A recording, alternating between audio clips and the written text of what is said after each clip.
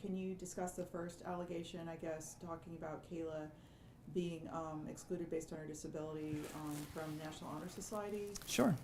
I guess the parents are alleging that her application, because of her communication disorder, there were some issues with her application also because her IEP wasn't followed the previous 2 years, her grades weren't as high, and that was the reason why that she had issues with the application. So let's just, the process itself for the application. Students are invited to apply based upon grade point average.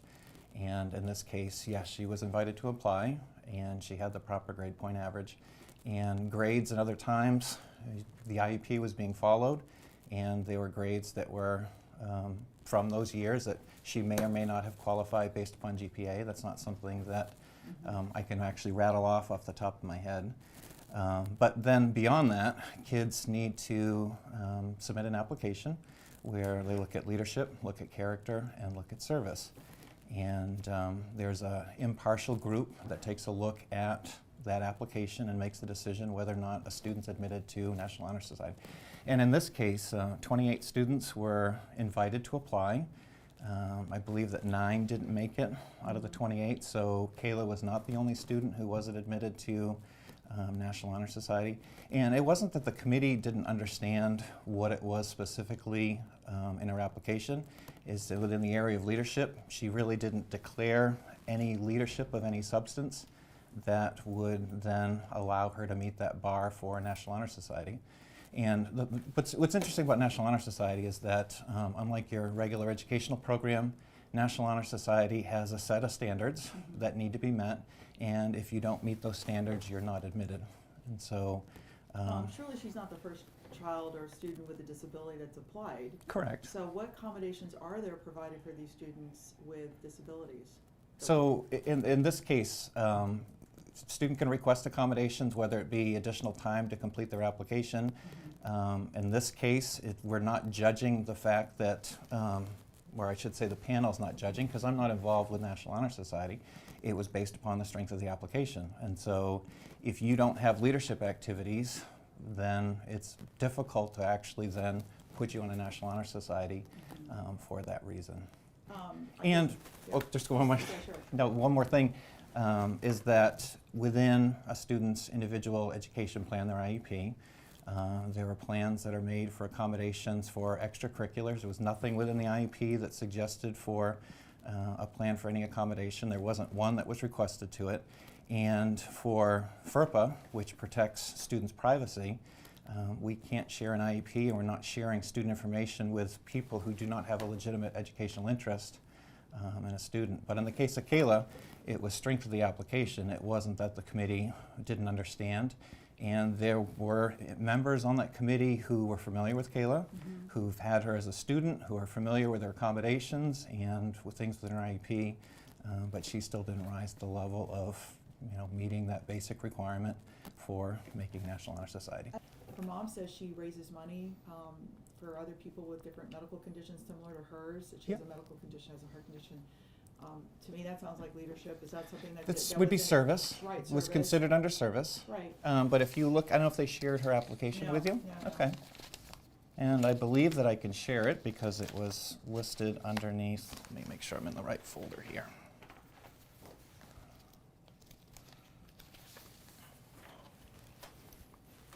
So students are asked to comment under each of these areas. Most people think of a leader as someone who's outgoing, speaks in front of large groups of people, is in charge of something important. Although I understand that, I think leadership much more includes hard work, having a positive attitude, and representing your community and family well. Specifically not talking about leadership activities that in other cases with other kids, they're going to the elementary schools, they're teaching classes, they're leading their peers, doing peer tutoring. They're active in their church, they're leading church groups, there's other things. Just being a good person and doing what you're supposed to do isn't necessarily put you to the level of being a leader. Right, but obviously her disability maybe precludes her from doing those things, and that, is that taken into consideration? So the disability can't change what it is that you actually need to meet for a level in order to make sure that you are meeting the requirements of National Honor Society, much like in field hockey, which is another element of the complaint. The student's disability can't change the fact that students need to perform at a specific level in order to be able to play field hockey.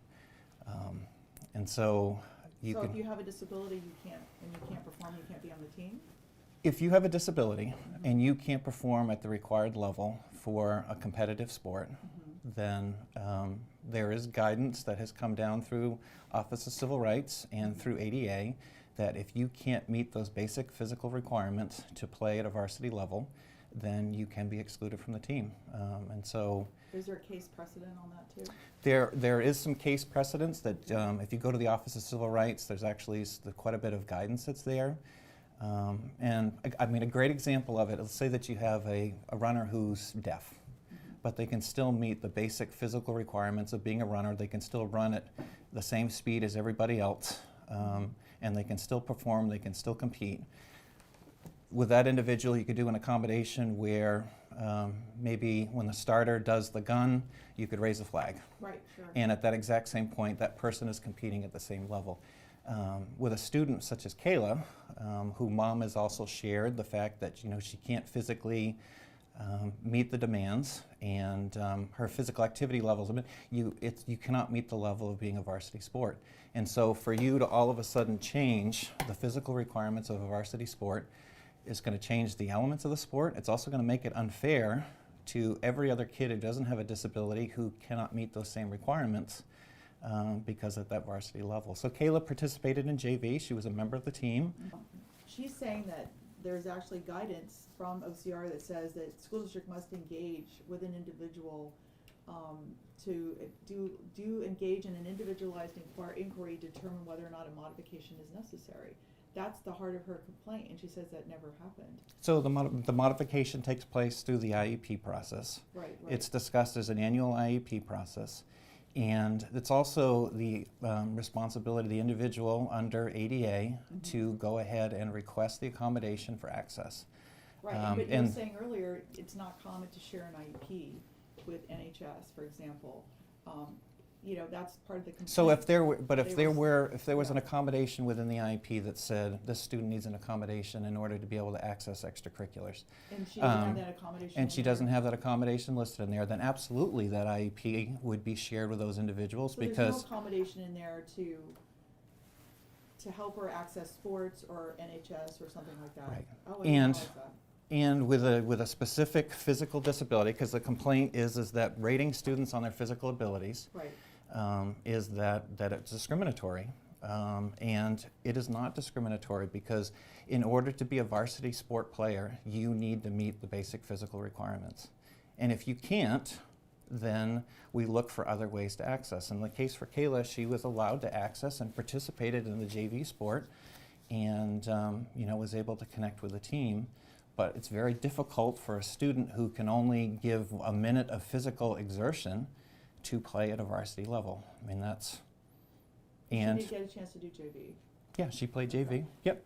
Now, she also is alleging here too, or it's also being looked into about, I guess, the last piece, that they failed to implement provisions of her IEP, the math consultations, the 48-hour notice of any plans, and different things like that. What can you say in response to those things? Sure. First of all, we've always implemented Kayla's IEP. And over the last 4 years, and as I shared with you on the phone, for 2 years I was Kayla's high school principal. So very familiar with Kayla, actually had the chance to work with her individually to help her finish a class. I have a great relationship with her. And we have been through 3 litigations over the IEP over the last 3.5 years. You mean due process? So filing for due process, Yeah. 1 was withdrawn, Wow. 2 went to mediation, and in each one of those processes, the district has not been found to be doing anything wrong during each one of those. And so this has been a very litigious relationship. I think you probably know that there's been countless correspondence that has been shared back and forth, hundreds and hundreds of pages and thousands of emails over the course of this. And typically what happens with the IEP, typically what happens is that family has made a complaint, high school, whether it be the special education coordinator, the special education director, the principal, have investigated, and 9 times, if not 10 times out of 10, it has been some sort of a misunderstanding or miscommunication between the parties, and the issue has been resolved. And specifically, the case talks about, for one particular assessment, the IEP not being followed because of the follow-up. So it was a reading assessment. Kayla took it, and the person who is her English teacher did the follow-up, notified the parents, did the follow-up. She didn't do so well on it. The teacher said, you haven't done so well on it, then take it home. It's open book. I want you to work on it. I want you to do okay. It still wasn't to the level of what it should be, and there's a complaint about that there wasn't additional oral follow-up, and the teacher reached the point where I have done all these different steps to help her with this, and it's for an assessment that is not even worth a normal test grade or quiz grade, in trying to make sure that she understands the content. And I think high school staff have been more than willing to work with her to make sure that she gets the content. I mean, you look at her grades are fantastic, and she's made honor roll. She's been accepted into the college of her choice. If the IEP was not being followed, then those things wouldn't have happened. Her grades wouldn't be where they were at, and she certainly wouldn't have reached to that level. Or she may have. I mean, that's pure conjecture at my.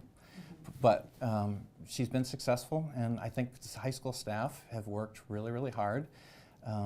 Specifically, I shared with you me tutoring a student as high school principal to make sure that they pass a class and that they have the opportunity when the parents weren't happy with a placement but had nothing to do with the IEP, just the pace at which the class were going. People have kind of stepped up above and beyond. And so in each one of those, and I know it references in the complaint the IEP not being done in certain years, impacting. There was opportunity for external neutral third parties to review the IEP, to look at the practices, and in each case the district has not done anything wrong in order to make sure that her needs are being met. Yeah, and again, let's just reiterate what you talked about at the beginning, Chris.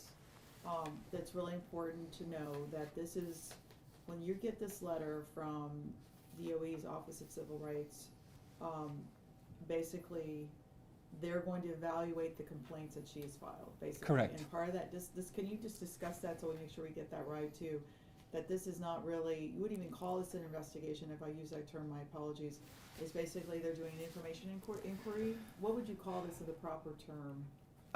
It's an investigation. It's an investigation. It's an investigation. But it's a fact-finding investigation. But it's an investigation where OCR has not come across something that the district is doing and say, we're going to open an investigation.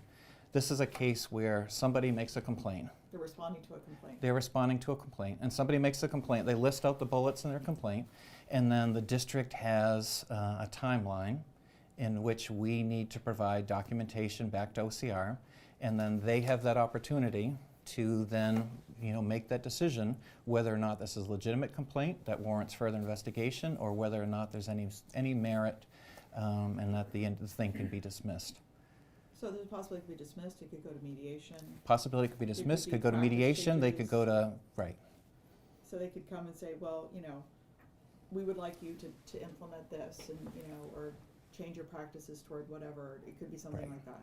And I also want to share, our legal counsel, specifically a special ed attorney, has been involved in this process for the last several years. And so every decision, every element of what the district does is reviewed, because certainly, number one, I have Kayla's best interest in mind.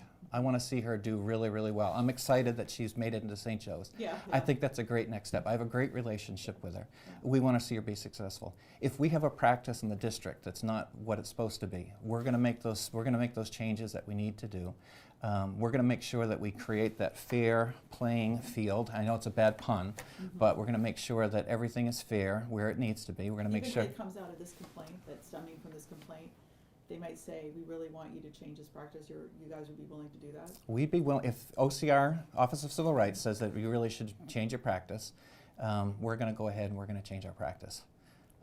We're in a business where we're to help students, but we're also to make sure that we follow policy, that we follow the law, and that if we have complaints, that we follow policies and we make sure that things are followed.